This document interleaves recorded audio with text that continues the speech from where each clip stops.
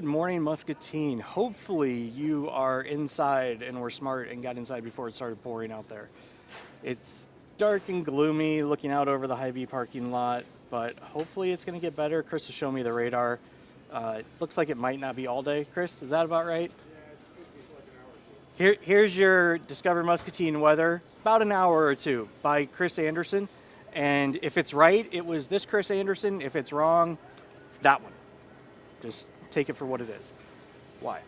Couple quick things to catch up on. Don't forget, next Friday is the Aging Adult Resource Fair out at the mall. We had a Megan Wednesday yesterday where she came in and talked about that. You have Rebuilding Together's National Rebuilding Together Day, Building Together Day. I don't remember what they call it exactly, but it's the 29th, next Saturday. You'll meet out at Rebuilding Together. You'll sign up out there. You can sign up on their website prior. They'll have breakfast, coffee. They'll send you where you need to go, water, lunch from Pizza Ranch.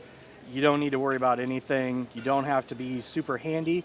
Just be there, be a set of hands, and they'll make sure that you've got something to do.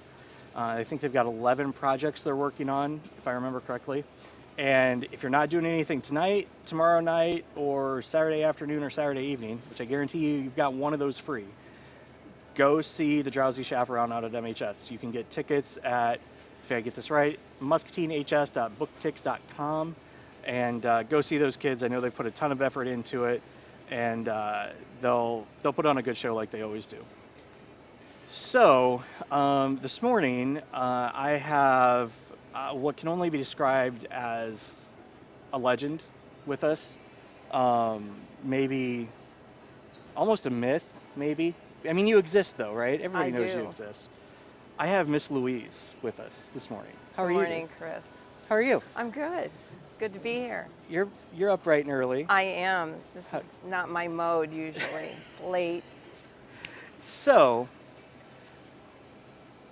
I hear a rumor that you are a Pearl of Muscatine because you've been running a dance studio here for 45 years.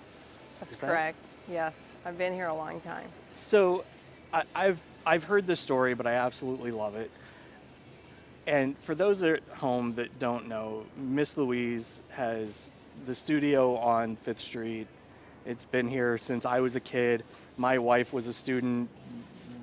Lynn Winnicky Hines was, really close family friend. Like everybody I knew was a student of yours at one point or another, it seems like. But how did you actually end up here? This is a cool story. My mother's oldest sister's best friend was the director of the YWCA. And I was home on spring break, and she said, I know you're at Iowa and you're busy, but wouldn't you love to come and start a dance program? And I said, not right now. And she said, well, when you change your mind, because you will, and I would love to have you come and start a program. And so here I am. And the great part too of that I actually love is a laundromat sunk you into Muscatine. So like everybody I think that's not from Muscatine. So I was born and raised here, but I think everybody that's not from Muscatine has a story like this where it's one little thing that just like sucks you into this town for the rest of your life. Yeah, it's exactly right. Because I came from the University of Iowa. I was raised in Mason City, was home for me. I'd never been to Muscatine. I didn't even know how to get here. And I was supposed to go to Los Angeles, and it was Valentine's Day. My parents were married on Valentine's Day, went to Midtown Laundry, and a gentleman started to talk to me, and the next thing you know, he's carrying my laundry to my car, and the next thing you know, he wants to know if he can take me out, and I ended up marrying him. That's kept me definitely in Muscatine. Who knew you could go and find your husband in a laundromat? Yeah, I mean, I know a friend of mine owns a laundromat on Park Avenue now. Maybe she should make that like a thing. I think Instead of like dating apps, just do like a laundry connection. It was the most, never in my mind. You know, my folks had come to visit, and I said, oh, I met this gentleman in a laundromat. And my mother looked at me and said, in a laundromat? And I said, Yes, he was really nice, and and so we actually dated for two weeks on the telephone, and then we finally went out on our first date. But yeah, So I think, we would be remiss if we didn't talk about the two things that everybody in town knows you for, that are annual things that are like clockwork. And the first, and we're gonna go in reverse order sure. because one's coming up, but one is the holiday stroll, and you have been a part of that since day one. Right. When we all got together, I was in the shoe store, and they got talking about some kind of a show for the community. And there were, I think, about 7 of us that said we would do it. I was in the Massey's window at the time when Massey's was still an office store. And the city would put bleachers up in the middle of the street, and people would sit, and we danced for hours, and we've never missed a stroll. And you've been in the Sherwin-Williams window Long for time. a long time. Very like long that's time. I remember you guys there. Yep, we've been there a very long time. We went when Massey's closed. We went to Sherwin-Williams right away. Well, and, I gotta rat you out on this one. I know last year you were like, oh, maybe we won't do it. It's a I was it's giving a you a hard hassle. time. Yeah, and it was the it's hard. second. We took over the holiday stroll 2 years ago, and I'm like, no, you cannot stop after my first one. You It's- cannot bail on me. You did.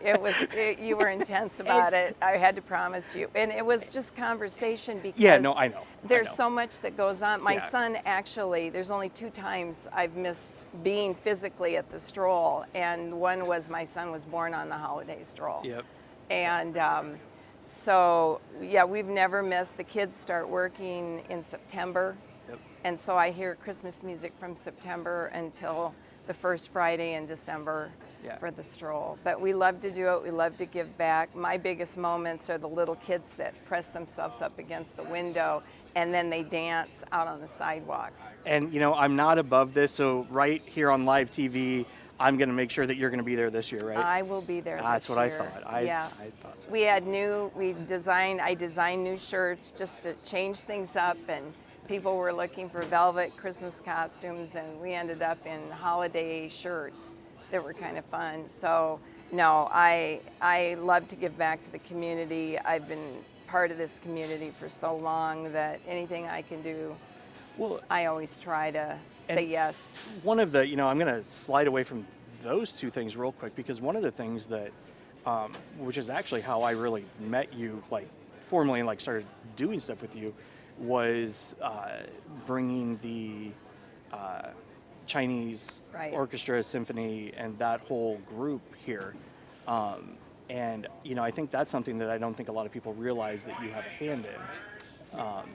Dan Stein reached out to me and said, what can you do to help? Because I know you know the stage, I know you know the flooring, and I said, whatever I can do. It was quite a production these last several. Yeah, it was, and that's exactly the call I got, from Dan. It's like, Yeah. so you can do this stuff, right? I'm like, oh yeah. He's like, okay, need some help. And I'll say this: the one that I was a part of was one of the most fun, unique things that happens in this community. Like, I don't think that anyone really realized how incredible that opportunity, just in the sense of the professionalism, and that these people have been trained since they've been 5 years old to do this. This is their life. And I'll never forget. So I had never really worked at the high school auditorium, like up in the booth. Like, I mean, I can walk into most booths and figure out what's going on, but Right. you don't know all the nuances of every stage and every whatever, right? And what amazed me is their production manager came in, or their booth manager comes in, and he's like, I'm sitting there. He doesn't speak English. I obviously don't speak Chinese, right? Right. And we figured it out. And like, he's like, we're using Google Translate, and he's like running, the board at the high school is like this big, it's huge. And he's just He boom, knew boom. it, yep. And he's flipping and going, and he's like, he put something on his phone, like, where do you think this is? And I'm like, that there, and like all of a sudden, and he's like, It was "How does that-" interesting. And man, it was just crazy. And I don't think people realize, like, that group that was here, they performed Detroit, Chicago, LA, They were headed to San Francisco. or San Francisco, Yeah. and that was like it. Like We were- there were like 5 stops that this troop group, I don't know Right. what exactly. And the thing of it is that the gentleman that played the Monkey King, Oh. he was 54 years old, and he's doing aerials, and Yep. he was trained from the time he was this was what his Yeah, life was he- going to be. I he- got to talk to him through the translator. Yeah, he literally had been playing the Monkey King for like 40 years Yeah. or something like that. It was Exactly. crazy. Yeah, it was a great, I think we've had, on my end, having the dance groups, the professional ballet company, we've had Joffrey that danced in the park, and I was a huge part of that involvement with Chuck Swanson and getting them at the park, and getting to be a part of that backstage was wonderful to me, because it brings the arts to the kids and the people that have never had the opportunity to see something live. Yep. And the Des Moines Ballet has been here, and we've had Utah City Ballet. We've just had a lot of community that people don't realize. Through funding and through effort, we've had these wonderful It is. opportunities. And it's always the one thing that I love about this community is, in so many different, I'm going to call them verticals, we have somebody who has connections, like with you in the dance world, and brings all this amazing stuff into town. Yeah, we're very fortunate. That nobody else gets. And I think sometimes, because we are a small community, people don't realize how big a deal this really is, Yeah. and the opportunities through the 45 years I've been here, I've been involved in the outreach program at Hancher with Chuck Swanson, and that has I brought a lot of troops in for schools to be able to do daytime programs for these kids to have an opportunity to see dancers or musicians firsthand. And selfishly, they've actually come into the studio several times to do some workshops. So I've been excited. I'm always excited when children have the opportunity to do the arts, because I was a piano major at Iowa besides dance. And so music is really important to me. So, speaking of performances, you have one coming up. Yes. And I think everybody in town knows when it is, even if they don't know when it is. It's Mother's Day weekend. Correct. That is a Miss Louise. Don't plan anything in this town. If you're planning an event, you just run away from Mother's Day, because like half the town is going to be at the Performing Arts Center watching somebody dance in your school. I am so grateful. The community, that's why I stayed. The community just pulled me in, and the involvement that I got to participate in at middle school levels, the high school, working with different areas, and then being able to do what I love to do, which is to work with children and dance. I'm just beyond words. So grateful, so fortunate to be part of this community.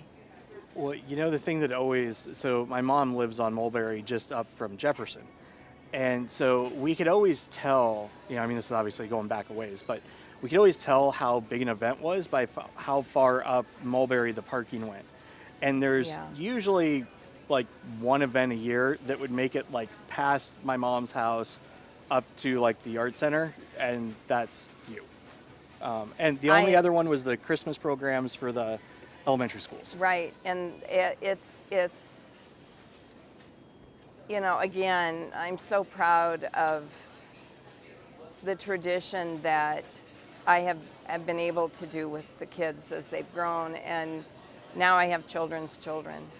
Well, and what's neat is, we've been able to record it the last couple of years for you. Yes. And what's really cool, I think, is that you have girls come back and help you put it on.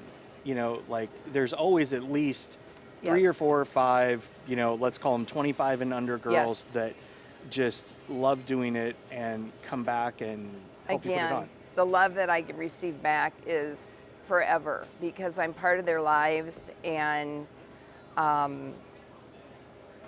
we'd like to come and help you.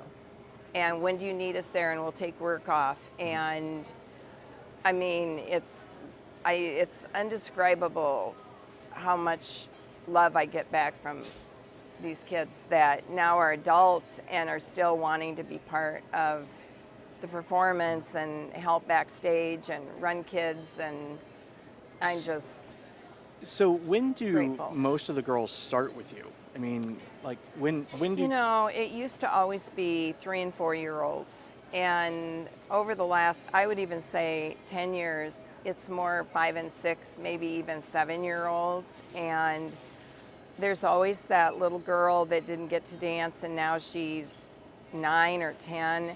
And absolutely, let's dance. I'll get you there. It's not as easy to progress when you start with the program, but they still can do that. I mean, I've had teenagers start because they wanted to dance so badly. Well, and I would assume, obviously I'm not a dancer, as we talked before, I can't even clap in rhythm, but, it's a lot like sports. Can you get a little bit of a head start if you start really young? Sure. Yes. But if it's something you really want to do, you That's can exactly do it. right. And I That's think it. that's great that you It's- still give kids the opportunity all the way through. And they will say, oh, or a parent will say to me, I never got the chance. I never had the opportunity to dance, and I want my children to have that opportunity. But I think what's even more special is they stay and they come back every year and they graduate. And I had a mom last year, she had a baby, and she says, you can't retire. We've got 3 years and she gets to dance, And I had her for dance, and I've got her little girl that's 8 right now for dance. That means the world to me. I'm blessed. I'm just so grateful. And I love what I do, Chris. I mean, at the end of the day, I wouldn't want to do anything else with my life. And that's obvious. I mean, like you are dance. I mean, it's just that it's synonymous in Muscatine Thank and you. further that it's I just what it appreciate is. that. I mean, because like seriously, here's another little funny side note. Oh, She'll no. probably want to whack me in the back of the head when I say this. I get this call from her the other day, and Margaret writes this story about her, and she's like, "Why did you use my last name? Why did you use Monday?" Yeah. And I'm like, okay, yes, I know everybody knows you as Miss Louise. Like, I get that. Like, yes, you're like Oprah, you're like all those others, one name. Yeah. But we're still a news organization. We still do have to use your last name. Like, And it was so funny because I had people, we had pictures on Sunday, and I had parents were in and they were like, so they were talking about tomorrow on Monday, and I'm like, you're funny. Most people don't know what my last name is, That's what I was let gonna say. alone how to spell it. And This so surprised me. it's when I call for a board meeting or something, and if I say, well, I just got a call from the CEO, blah, blah, blah,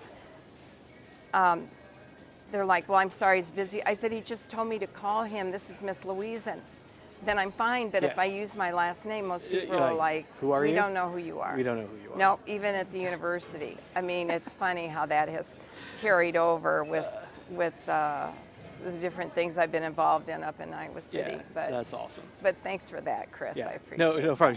I'm going to hear about that later. I guarantee you I will hear about that later, won't I? Yes, Yeah. I can guarantee it. Yeah. So let's it's do just this. a funny. I'm going to yeah. put you on the spot for Okay. 1 second.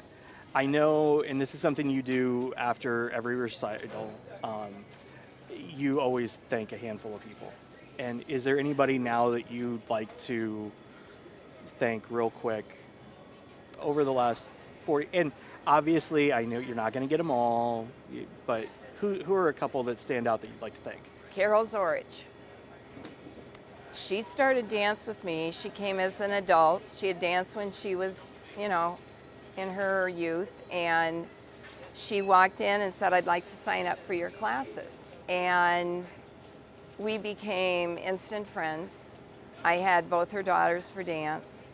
And then it was, what can I do for you? And she has been with me for 45 years. She is my best friend. And she helps in the studio.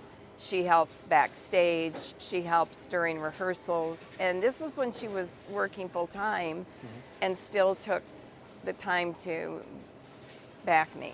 I mean, there's nobody better in my life that knows what I need when I need it. And she's just very calm, and she just stands on right stage, and she's got it. I don't have to worry about what's going on in the hall or the gym or anything. And she definitely has my love and gratitude. There are so many people that I can't even begin to touch everybody, but Amy and Jessica Meinert have helped me many years, and they've come and done anything I've ever needed. They're kind of a staple at rehearsals and recital. And of course, the girls that you mentioned, the ones that have graduated and moved on. And I'm sure I am missing a ton of people.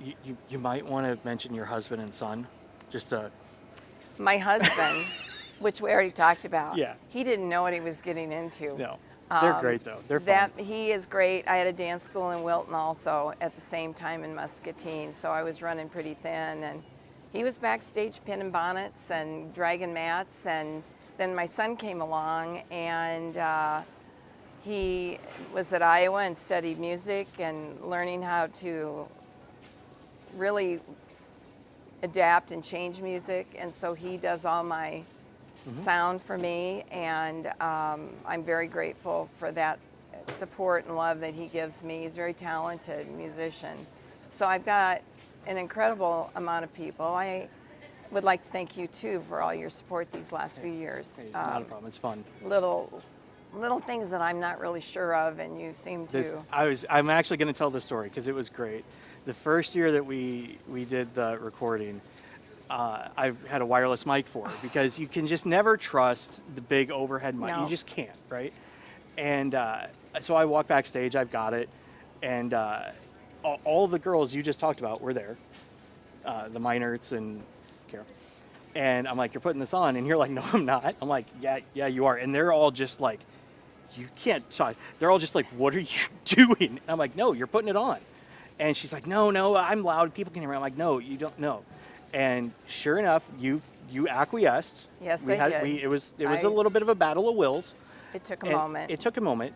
And I'm going to say this right here for once. I was right. Yes, you were. The sound went funky in the studio. We had every word loud and clear from you. And we're not having that fight this year. No, we're not. And it's funny because I have seen Central, which is now Muscatine Performing Arts, since in 45 years. So the difference of changes in stage and sound, we desperately need new sound, and we need new lighting, and hopefully the community will come together and work to figure it out. Bring this up to a great place. I think it could be a great venue for regional level stuff if we can just kind of polish a little bit here and there. Right, and I don't think it's going to take a lot. No. Initially, it will not, and it's a sound. I mean, it was built the same time as the Adler. Yep. And it's got great substance and bass to it. It just needs some TLC. Yep.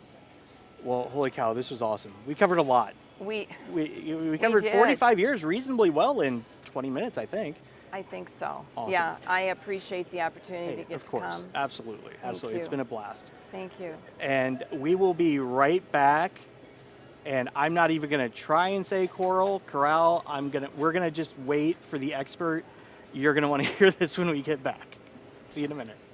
It's time for an update from the Not So Late Show with Austin, brought to you by Unity Point Health. Listen up, everyone. I've got some news. Things are still kind of crazy out there, and the pandemic is still going on. And it's hard to keep people healthy. And right now, things are really tough for healthcare workers. There are a lot of people needing help with their health. They are working very hard. They're tired. And they are working extra shifts. Well, that would be like when you just get right out of school. You have to go back and do it all over again. Ugh. So there's something you need to know. It's time to be kind. Healthcare workers are doing the best they can to help you.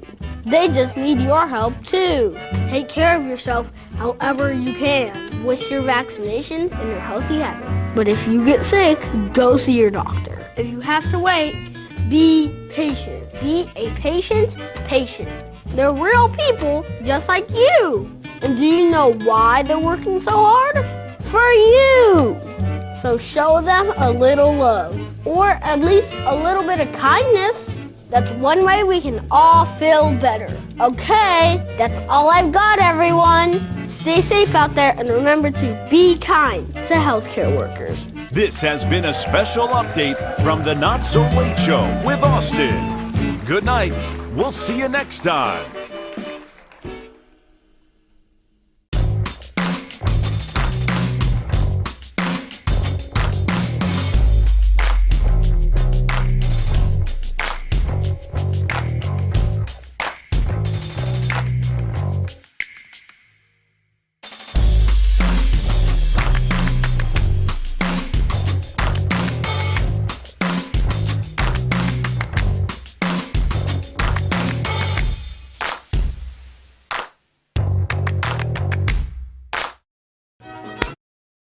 Know why it is, but I can never figure out the timing on commercial breaks. I'm always surprised, and I think I probably always will be. So with us now, I have Janet Phillips, who is the director of the Muscatine Civic Chorale. See, I can do it. You got it.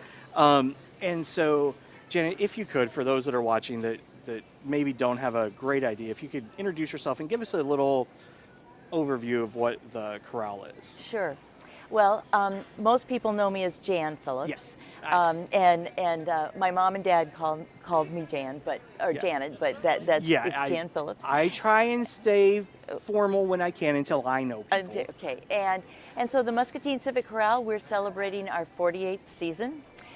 It was founded Wait, you've got Miss Louise by 3 years. Awesome. Oh.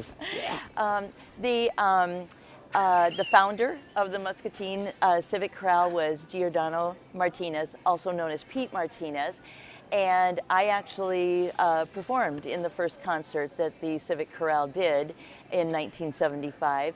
I played oboe in the orchestra with them, and so then I went on to Muscatine Community College, and Pete he was my mentor. And I had not planned on going into music when I started at Muscatine Community College, but I think oftentimes your instructors, people make a big difference in your life. Absolutely. And he changed the trajectory of my life, and so Muscatine Community College also holds a very important part in my. It's dear to my heart, and so I went to Muscatine Community College, and then on after that, and by 1980 I was teaching at MCC, and so in 1995 I became the director of the Muscatine Civic Chorale. So I've actually been the director of the chorale for a while. A while. We'll just say a while. Yeah, a We'll while. just say A while. And it's just a wonderful group to conduct. They all walks of life. We have high schoolers up through very seasoned citizens, very seasoned singers, I'll say. Yeah, sounds good. Yeah, and they sing because they love it. And there's not another group like this in our town. It's an opportunity for people to sing all kinds of music. We do anything from American folk tunes. We went to Carnegie Hall with Monroe Crossing and the Bluegrass Mass. And those people are crazy good. They are crazy good. When they came in for, they were part of the Jackson Concert Series. And I was watching, because Dan came in to talk about it. And, you know, I was watching some of the videos of what they do. Man, I'm not necessarily like a folk bluegrass, like, not something that like I naturally gravitate to. But holy cow, that was cool. So if you got to do that, we that got would to be, do that. That'd be awesome. Yeah, first they came here, and we performed it for the Muscatine audiences, and then when we found out that they were going to be premiering it on the stage at Carnegie Hall, we were in, and awesome. It was awesome. We have done probably the piece that we don't repeat things very often, Messiah. Messiah is kind of a staple. About every 2 to 4 years, we'll do Messiah with the orchestra. And again, what's Christmas without Messiah? It's just It makes sense. It makes sense. And so we. Janet asked, how do I get involved with the Civic Chorale? Oh my! Oh. Well, then this is wonderful. But, hey, So- it's almost like we were going to talk about that anyway, Amy. Thank you. Amy, yes, thank you. We meet on Tuesday evenings from 7 to 9 on the MCC campus in the music room, which has been the music room forever, Strahan Hall, room 21. Yep, well, I was actually there yesterday. So real quick, I always like to give people quick directions. So when you come in off Colorado, the big parking lot, it used to be the first building, but it's now kind of the second building from the one being constructed.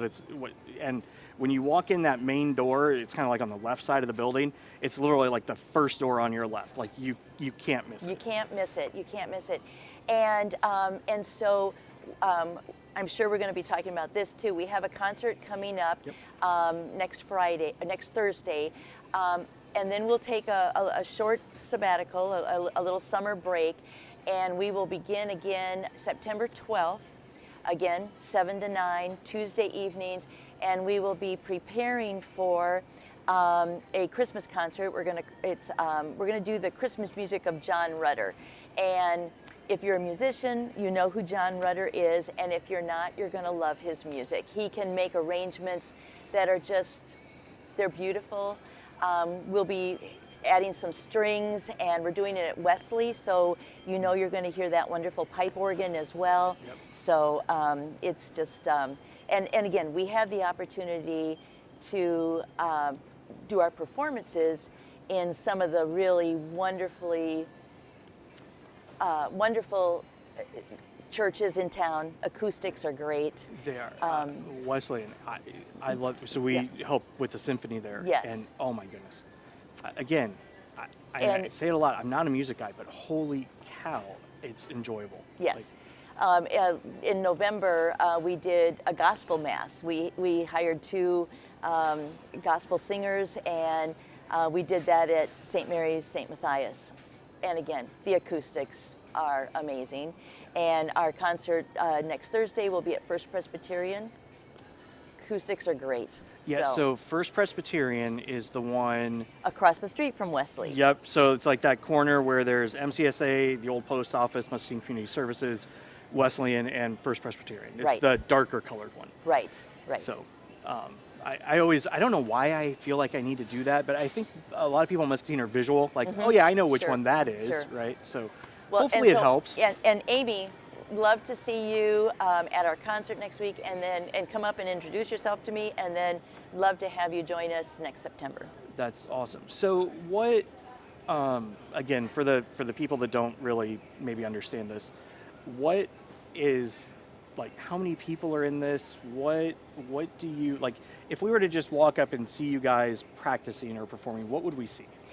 You would see again adults of all adult ages, and they're usually smiling. They're having a good time, and no audition is required.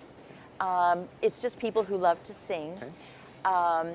But we do sing things that are sometimes difficult, sometimes more complex than a church choir would sing. Okay.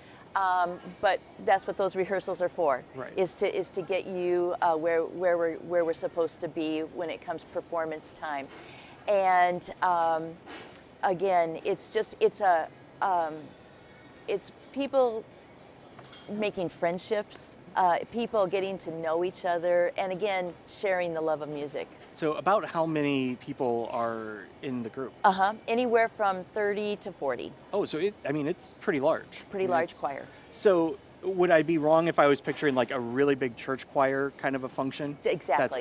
That's kind of what I thought. I just always like to get that little visual. So the concert coming up next week, Sentimental Journey. Can you tell us a little bit about that? You bet. So we are going to be celebrating the music of the 1930s and the 1940s. And so this is all pop music. Okay. So this is the music of Irving Berlin, George Gershwin. We've got Hoagy Carmichael, Fats Waller, music that you would know because of the Glenn Miller Band, Right. Duke Ellington, and it's the music of the World War II, Yep. and the country was coming off of the Great Depression, but what joyous music. And I think that's probably what, like in any, I think, instance, that's what gets people through. Yeah. And so that, get happy, putting on the Ritz, stepping out Yeah. with my baby, all of those Yeah, things. it's all stuff that, like, again, even I recognize. Yes. Like, everybody's gonna go, and I think that's what like piqued my interest on this is it's not, I'm gonna say, obscure stuff that can be great. Like, that's no knock at obscure, non-popular music, but it is something that, like, anybody can go and have an immediate connection with because you recognize it. You right? will. So, along with that, like, Jack Benny. Yes. What? Okay, you got to tell me about this. Okay, well, so again, in the 30s and 40s, their entertainment came over a radio. Yep. And so then, as we were putting the show together and making the arrangements and things, it was like, well, a big part of these people's lives, not only did music bring joy to their hearts, but also what warmed their hearts were the radio shows, radio classics, and the comedy shows. And so I had a script from a Jack Benny show. It's called Jack's Birthday Surprise. And we have a lot of very talented actors in our chorale as well. And so we thought, in between each of our songs, we're just going to put a scene from that Jack Benny show, and it is a hoot. It is, and we also have Chad Bishop, who is our Foley sound effects man. Oh, it is so much fun, and we had a dress rehearsal at the church on Tuesday evening, and so Jack has a parrot, Polly. And I tell you, you've got to come just to hear Nathan Paulson be Polly the parrot. He is a scream. That's awesome. Yeah, it That's is. Awesome. Holy cow. Yeah. Also, we have a combo. I mean, so we've got piano, keyboard, bass, drums. I mean, so it's got a nice full accompaniment to it as well. That's awesome. So, the concert, is it?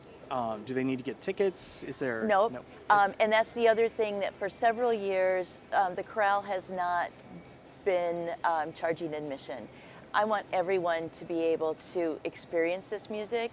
I will first ask that if you're a singer, I'd love for you to be singing with us.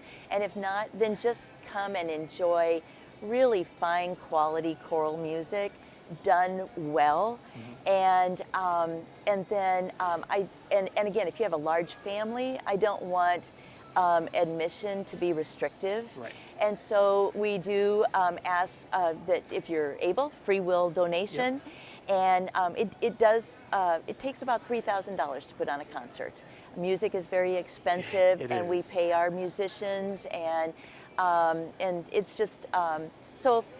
Again, we accept donations and gladly accept donations, and but we want anyone and everyone to be able to come and enjoy. And again, somewhat we talk about this often on the show, and that's what I love about Muscatine is we continue to put things out that have a low barrier to entry, right? Right. Like, in a lot of communities they may have something like this, but it's a $20 ticket. Absolutely. Right? Or it's buying a season ticket to the symphony is the only way you get in, or whatever it is. And I love that you guys do that. It's it allows the community to open and expand, and it allows people that wouldn't normally do it, because I think there's a lot of times, even if there's a price, even if they can afford it, it's just like, oh, you know what, maybe not, right? But you know what, if I can just go, cool, right? And I love that you guys have found a way to make it work that way, because it opens up things for the community that wouldn't otherwise happen. So And that's the reason we do it. that's Agreed. awesome. So, is there anything else? So, concert is next Thursday. Next Thursday, April 27th, 7 p.m. at First Presbyterian Yep. Church on 4th and Iowa. And then, if people want to join next year, September. September 12th. And we do have a Facebook page. Yep. And so, and you just show up. Yep. Cool. So, is there anything else major that you want to mention that we missed? We will also be at the Ice Cream Social for the Arts Center in June. And it's a Sunday in June. It's a Sunday Yeah. in June. Yeah. And I'm sure Melanie will be here to talk about that. She will, before. I'm sure, yes. And so we have been the entertainment for that for many, many years. Yeah, and actually, so what's kind of a funny connection on that is my dad, for the longest time, put up like all the tents, tables, chairs, and all that stuff for it. So, like, I remember you guys, like, because we, I obviously, of course, got to help. So we were You were given the opportunity. I was given the opportunity. Yes, that's it. I was voluntold to do it. And so, we always got to see like some of that stuff because we'd hang out and whatever. And but now making that, I don't know that I ever made the connection between what I was seeing back then and this, but that's awesome. Yeah. So. Yeah. Again, we want to be involved in the community. We want to get good choral music out there. Why? All right, come here. You got, okay, so yesterday, I don't know if you saw, so you're going to love these kids. So I have no idea why they're here. These are a couple of the Muskie Minutes kids who were here yesterday and spent all day with me. However, they are also both in the Drowsy Chaperone. Which I'm going to this evening. So what are you two doing? Actually, we don't have, can I borrow your mic real quick? Holy cow, this was totally not planned. We are absolutely winging it at the moment. Bryce, take the mic. What did we? No, hang out for a quick second. Holy cow! Like this is. And these are all future Muscatine Civic That's what I Chorale was people. just gonna say. So she's here talking about they've got the chorale concert next Thursday, and I did go back watch the show. Top of the show, I reminded everybody Muscatine High School book ticks. Go see these kids. So what are you guys doing? This morning we were just on a tour at a few elementary schools. We stopped by Jefferson, Madison, and Grant. And so we just came to get a little coffee break, and we ended up here. Just happened to pop by. And literally yesterday, they were here like learning how to do the show, these two. They literally all just like pour in behind, and they're like video bombing us during the show, and you just had to do it 2 days in a row, didn't you? Yes, I guess we had to. That's awesome. Yeah, this is, honestly, it couldn't have been a better guest. It's like exactly perfect. So you guys ready for tonight? Yeah. Yes. Are you sure? Of course. Terrified. That's awesome. Well, guys, kill it. Because I'm not going to say. Yeah, they were here 2 days ago, maybe, I think. Yeah, so. Go kill it tonight. Yeah, I just brought them all on again, just in case. Well, holy cow, Muscatine, it's been a crazy Thursday. So tonight, go see the show. Tonight, Friday, Saturday. You've got plenty of time. Next Thursday, go see the Muscatine Civic Chorale at First Presbyterian. Until Monday.